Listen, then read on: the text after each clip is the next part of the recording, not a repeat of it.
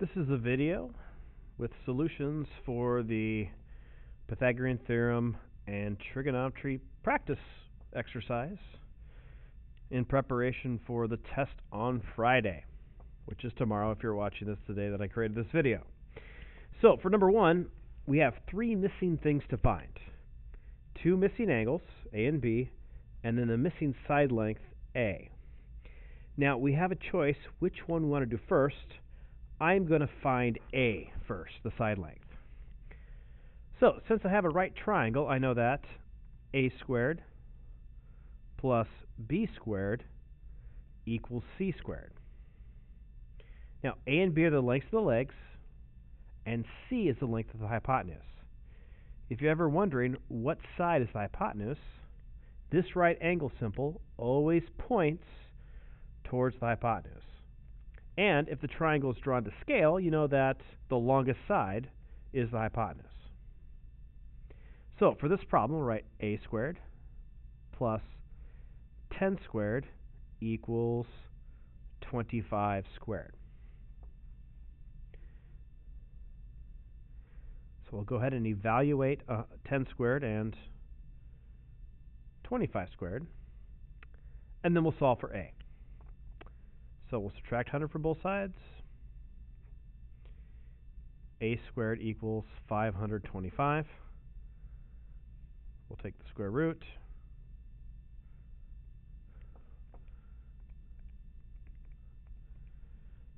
And looking at our calculator, we get about 22.9.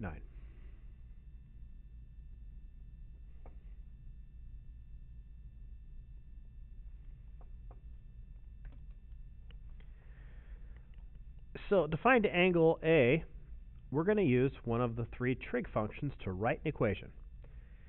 Now, it is true that we solve for A, but this 22.9 is an approximate answer, so you're better off using the two side lengths that you are given. So if I want to find angle A, I know that I have the length of the adjacent and hypotenuse. So which trig ratio uses adjacent and hypotenuse? If you said cosine, you are correct. We know that the cosine of any angle is the ratio of the adjacent over the hypotenuse. So in this problem, cosine A equals 10 over 25. So to find A, we will use the arc or inverse cosine. Now, on your calculator, make sure that you're in degree mode. Now, if you don't have a scientific calculator, you can usually look for the word degree or sometimes the letter D. If you still don't know, type in sine of 30 and make sure you get 0.5. So, to do the arc cosine, you're going to push the second key. Then you're going to push cosine, 10 over 25. And we get about 66.4 degrees.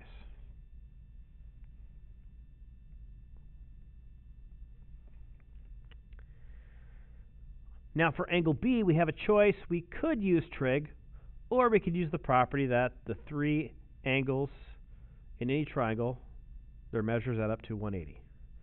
So to find B, I could take the total and subtract the two angles that I know.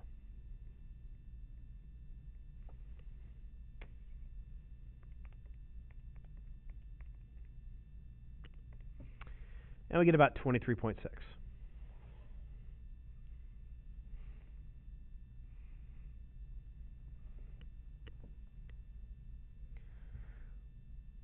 For number two, we have one missing angle.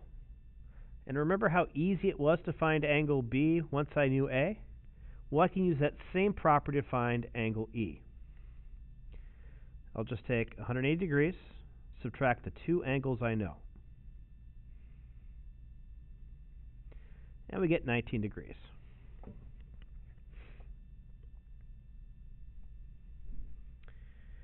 Now, we can't use the Pythagorean theorem for this problem, or at least yet, because we only have one known side length. Now, I'm going to start trying to find E. Right here, E. So if I use a 71-degree angle, I know the opposite. That's the across from angle. And I'm looking for the adjacent. That's the leg next to it. So the trig ratio that uses adjacent and opposite is tangent. We know tangent is opposite over adjacent. So tangent of 71 degrees equals 20 over E. So we can make it a proportion by putting tangent of 70 degrees over 1 and look at the cross products. So E times the tangent of 71 degrees equals 20. And to save room, I'm just going to write divided by tangent of 71 on both sides. Those cancel out. 20 divided by tangent 71.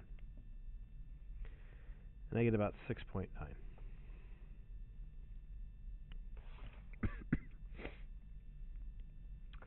So for G, I'm going to do something similar. But this time I'm looking for the hypotenuse. So I'm going to use sine. I have opposite and hypotenuse. So the sine of 71 degrees is equal to 20 over G.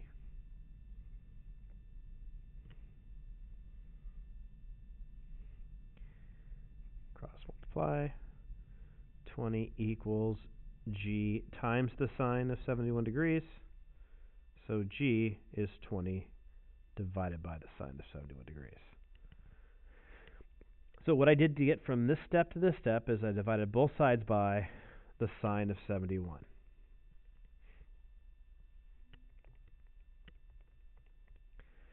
And I get about 21.2. Now, if you want to check using the Pythagorean theorem, that's okay. Just realize since these are rounded answers, it's not going to come out exact, but it should be close. So let's go ahead and check. 6.9 squared plus 20 squared. I get about 447.61. 21.2 squared. That's pretty close.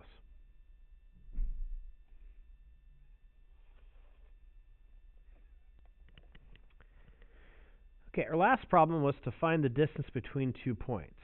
Now, it is okay to use the distance formula if you know it. And I'm just going to write it here.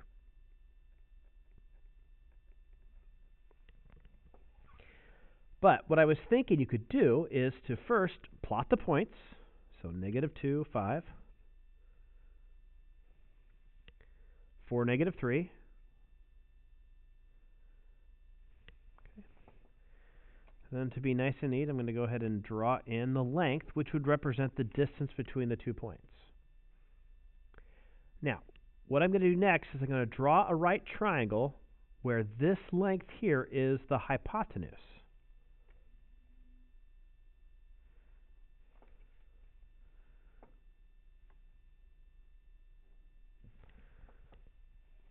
So this leg is 1, 2, 3, 4, 5, 6 units. This leg, 1, 2, 3, 4, 5, 6, 7, 8. So I can use the Pythagorean theorem. A squared plus B squared equals C squared. Since 6 and 8 are legs, I'm going to put those in for A and for B.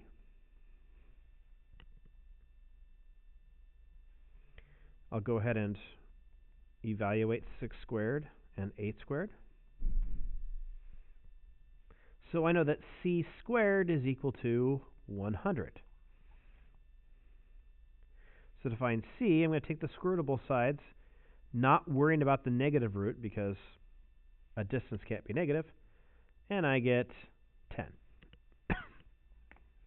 On these calculators, you'd push second, x squared, that gives you the radical symbol, type in 100, and you see you get the same answer of 10.